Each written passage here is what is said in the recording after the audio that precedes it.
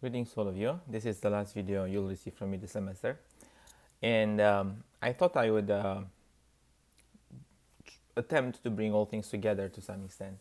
So we have begin working on sacrifice from various perspectives, but we emphasize from the beginning that what we're talking about is the sacrifice of a human being by other human beings. So it was not necessarily the sacrifice that we do when we give up certain things in order to obtain other things, or we give up certain things in order to help people in our family and all and so on, but rather the sacrifice, the violent sacrifice that takes place in the history of humanity, in which human beings sacrifice their own brethren and to obtain something for their own interest. So the sacrificial behavior that we've talked about was often connected with violence, and at the same time with a personal interest that dismissed or did not take into consideration any interest that other human beings may have. And we've seen that in tragedies, in Greek tragedies, when we talked about Agamemnon. We've seen that in philosophical writings, when we talk about the scapegoat. And we also have seen that in biblical writings when we talked about how the multitude can place blame on a certain person, in our case on Christ, but also how Peter acted and so on, in order for them to solve a problem that caused them some sort of inconvenience, I would say. So, what should we say? I think that the one of the lessons that we can perceive in all of those texts is that we are all responsible. And it may be hard to acknowledge that we have responsibility for the violence that takes place in our world. But at the same time, it's very difficult not to acknowledge to see it, because the easiest way would be to say, well, all of those people are terrible and they do not take care of their brothers and sisters, and they commit violence towards one another. But is it really the case that we would act differently in their positions? Or is it really the case that we do not act in a similar way in our position, although our position is given by other context? So I would say that those texts describe us as murderous human beings, as murderous beings. And even Christianity itself, if you think about Christianity as being some sort of religion that is always throughout history positive and so on, I think we would be mistaken. Because after the years of persecution during the Roman Empire, once Christianity became legalized, Christianity became a persecutor to other people. And you can only think about the period of Inquisition, for example, or you can think about the Crusades that produced the death of so many people and so on. And we talked about Cain and Abel. Am I my brother's keeper? The big question, I think, that was underneath all of the discussions we had this semester. And I think that's the question we always ask. Am I my brother's keeper? Why should I care about the people who die of hunger? Why should I care about the child who's on the street and he has no food? Somebody else should take care of that guy. And I'm not denying that there are personal responsibilities that we all have. What I am trying to emphasize is that we as human beings react in a similar way. And that those readings reveal how we as a human beings react. The fact that the refusal of the fact that we are indeed our brother's keepers is already a manifestation of violence. And now, what do we do? How can we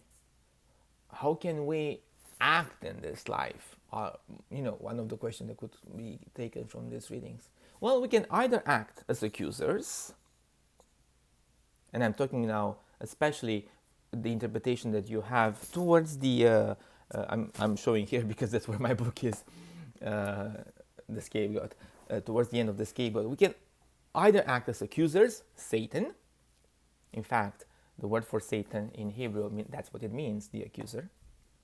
Or we can act as advocates, as paracletes, so to say. So what we can always be one of the two. And in life, most of the time, we are accusers. We are accusers because what we always see is the bad things of the other. How our lives are inconvenienced, forgive me, because of the way in which others act. So what we have to see perhaps is that the world is filled with suffering. Regardless whether we are the scapegoat, regardless whether we are the accused or the accusers, we are already filled with suffering. The accused is filled with suffering, but even the accuser is filled with suffering as well, because we would not be able to accuse other human beings unless we were already in a deeply problematic spiritual state. So, how can we respond to all this? The only way to respond to this, I would say, and when I say the only way to respond to this, don't take it literally in the sense in which, okay, Tavi presents something dogmatic. But I would say that from those readings, that's what we have. That the only way to respond to this suffering without actually increasing the cycle of violence or reproducing the cycle of violence is to feel that suffering with our presence. So if somebody is in suffering, that means that that person is in a diseased state. I have the option to accuse that person, or I have the option to take care of him or her. If I accuse the other person, what I do is to contribute to the cycle of violence. If I try to feel that emptiness that suffering actually is in the other person's soul, what I do is take upon my own shoulders his or her suffering. So take upon my shoulders his or her cross, so to say. So I have a quote, and I will send you this PowerPoint. And the quote is from a theologian, Arsenie Boca. And he says, when you give at the beginning, you give from what you have, right? So people suffer, you try to give them things to feel their suffering. But we can see that never takes care of the problem. But after a while, Arsenia Boca says, so after you give for a while things that you have, you give from what you are. So you give your own self, you give your being. And by doing so, you manifest yourself as your brother's keeper. And you have on page 212 this quote, the time has come for us to forgive one another. If we wait any longer, there will not be enough time. Perhaps, and I'm saying perhaps just to avoid becoming dogmatic, perhaps that's the solution to this cycle of sacrifice. To forgive one another, because if I forgive the people who harm me, what I'm doing, I'm giving myself up. There was a question actually on our discussion online, how do I engage in kenosis? How do I engage in giving myself up? Well, I engage in giving myself up, first of all, by forgetting about how I may have been harmed, by forgetting about how I may have had an interest into something and somebody else harmed me. And I do so by forgiving other people, but forgiving them because I can see that my life cannot be my life without their presence.